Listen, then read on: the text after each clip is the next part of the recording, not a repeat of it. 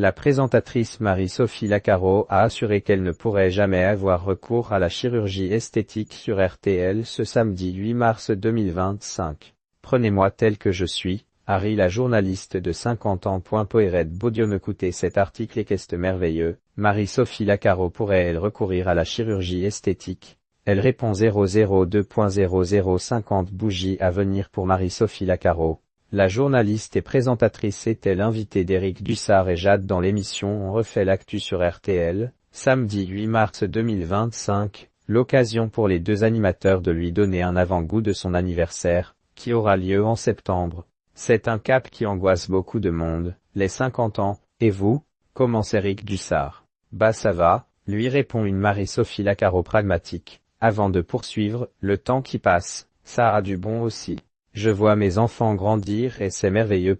Elle se dit pleinement zen à l'idée de dépasser le cap de la cinquantaine. Marie-Sophie Lacaro n'hésite pas à souligner qu'évidemment, il y a quelques rides qui se rajoutent, avant de tempérer, mais c'est comme ça.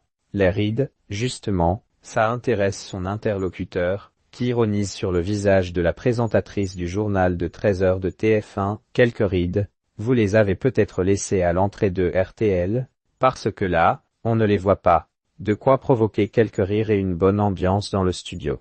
Prenez-moi tel que je suis, Marie-Sophie Lacaro totalement zen sur son âge. Et Marie-Sophie Lacaro n'est pas dupe sur la question du vieillissement. Pour ne pas avoir de rides, elle sait qu'elle devrait arrêter de rire, parce que peut-être qu'elle se formerait moins, et quand Éric Dussart lui demande si elle cédera un jour à l'injonction de la chirurgie esthétique, elle hoquette, jamais de la vie, répond-elle du tac au tac. Je ne prendrai jamais ce risque-là, assure-t-elle. La présentatrice explique ne pas être sereine face au risque qu'impliquent de telles procédures, et exprime ses craintes que cela se passe mal, mais au-delà de cela, elle n'a pas envie de s'y soumettre non plus.